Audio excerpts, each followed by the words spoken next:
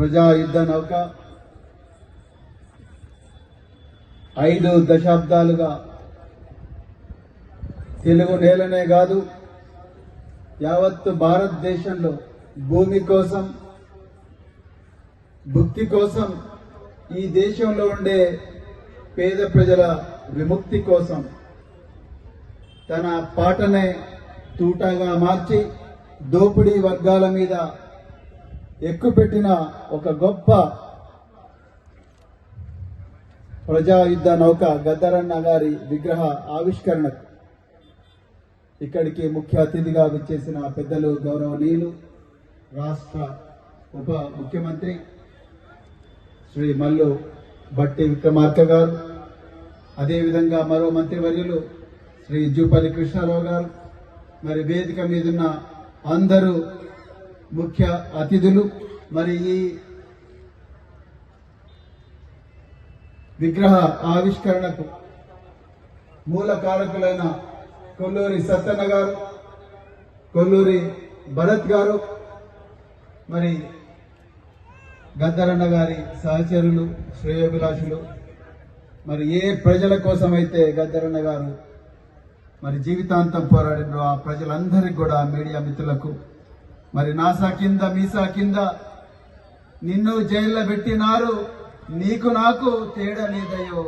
Police అన్న అని చెప్పి మరి ఏ పోలీస్ అన్నల కోసం కూడా మరి పాట పాడిన మరి ఆ పోలీసులకు మీడియా మిత్రులకు అందరికీ కూడా మరొకసారి హృదయపూర్వక జై భీమ్లు మరి ధన్యవాదాలు తెలుపుతూ,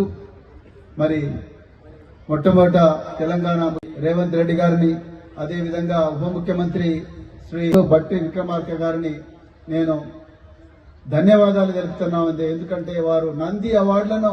గద్దర్ అవార్డులుగా మరి మార్చినందుకు ధన్యవాదాలు తెలుపుతా ఉన్నా. అదేవిధంగా గద్దర్ గారి జయంతిని మరి ఒక రాష్ట్ర పండుగగా జరుపుతామని నిర్ణయించినందుకు వారికి మరొకసారి ధన్యవాదాలు తెలుపుతా ఉన్నా. అదేవిధంగా మరి బాధగా కూడా ఉంది, ఈరోజు ఈ మహనీయుడి విగ్రహం కోసం కొల్లూరి భరత్ తమ్ముడు ఆమరణ నిరాహార దీక్ష కూడా మరి దిగాల్సిన దుస్థితి ఈరోజు మరి మన రాష్ట్రంలో ఉన్నది. ఎవరిని నిందించడం లేదు, కానీ ఏ మహనీయుడి పాటల వల్ల అయితే ఈరోజు తెలంగాణ అవతరించిందో ఆ మహనీయుడి విగ్రహాన్ని పెట్టుకోవడం కోసం కూడా మరి ఆమరణ నిరాహార దీక్ష చేసే పరిస్థితి వచ్చిందంటే నిజంగా చాలా బాధగా ఉంది. మరి ఏదేమైనా మరి ఈరోజు తెలంగాణ ప్రభుత్వం, హెచ్ఎండి అథారిటీస్ వాళ్ళందరూ కూడా విగ్రహ ఆవిష్కరణకు మరి అనుమతించినందుకు మరి వారికి కూడా ప్రత్యేకమైన ధన్యవాదాలు. మరి గద్దరన్న గారు ఒక్కటే నిమిషంలో నేను ముగిస్తా, సమయం మరి డాక్టర్ పర్సనల్ రవీందర్ గారు సమయం గురించి చెప్పిండ్రు కాబట్టి మరి ఈ సభ చూస్తుంటే 1987 సంవత్సరంలో మేము యూనివర్సిటీలకు వచ్చినప్పుడు మరి గద్దరన్న గారి మీటింగులు పెద్ద ఎత్తున నిజాం కాలేజీలో జరిగేవి. ఎంతో మంది, లక్షల మంది లారీలు వేసుకొని ఆ రోజుల్లో పోలీసు నిర్బంధాన్ని ఎదిరించి చావడానికైనా తెగించి మరి గద్దరన్న పాటలు వినడానికి నిజాం కాలేజీకి వచ్చి రాత్రి 2 గంటల వరకు కూడా తిండి లేకపోయినా ఆ నేల మీద కూర్చొని వినేవాళ్ళు.